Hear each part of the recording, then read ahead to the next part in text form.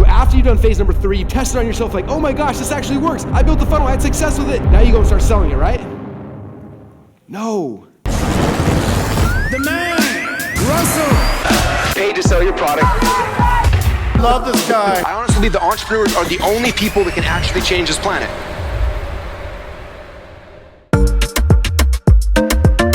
This is pajama night at Russell's midnight event. So this is the second Midnight Mastermind aboard a cruise ship that we've ever done. So we want to welcome you guys.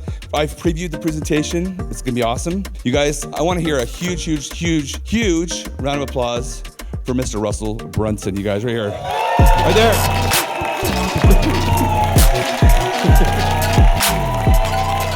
All right, thank you. I'm really excited for this. This is something I've been secretly geeking out on by myself in a little closet while I'm writing. What I want to talk about is funnel frameworks.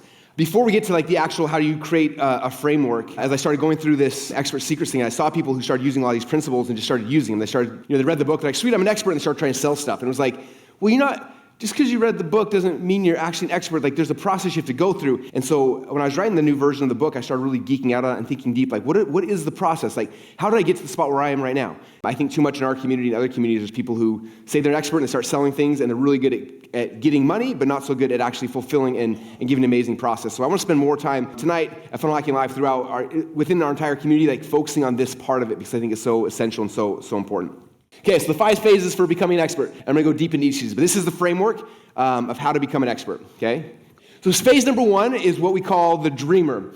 It all starts with a spark, okay? You think about anything in your life, when you first get started in something, it's just kind of you and you're normal, you have a normal life, right? How many of you guys can remember back in a time when it was just you and you were like a normal human being, right? And you weren't like obsessively passionate and obsessed with whatever the thing is that you're obsessed with, right? And life was probably easier at some points. You could sleep at night, you could like wake up whenever you wanted, you could go hang out, and it was just easy. You could talk to friends and family members, and it was just like conversation was easy. And then like all of a sudden you got this spark, right? And something was exciting, okay? And this is where most things start.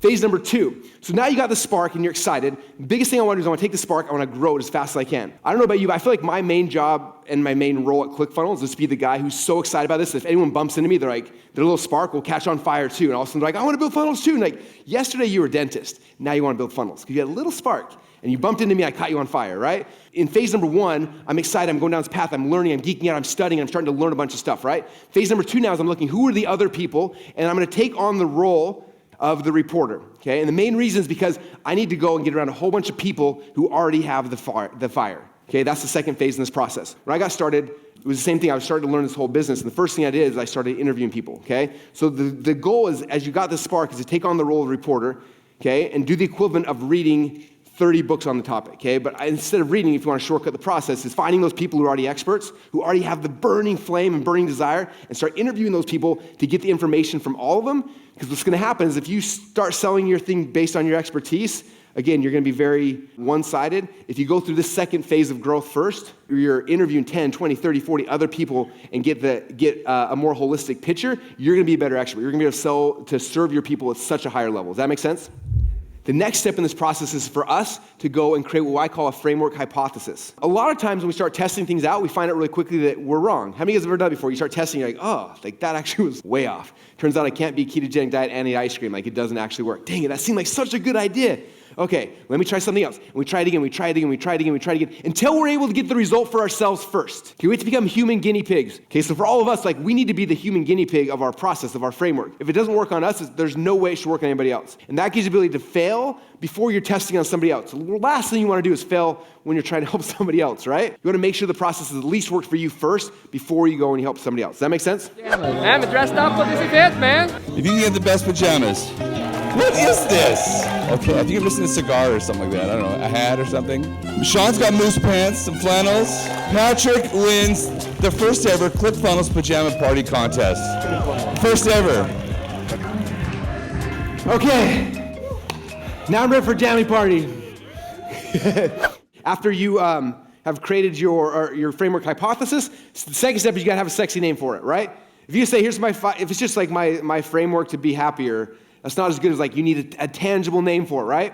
How many guys know the name of this framework? I'm gonna start drawing it. As soon as you know what I'm drawing, yell it out.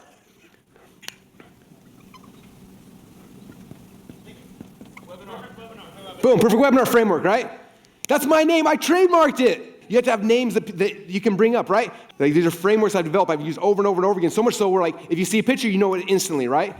So after you've done phase number 3, you test it on yourself like, oh my gosh, this actually works. I built the funnel, I had success with it. This is amazing, I want to share this message with the world.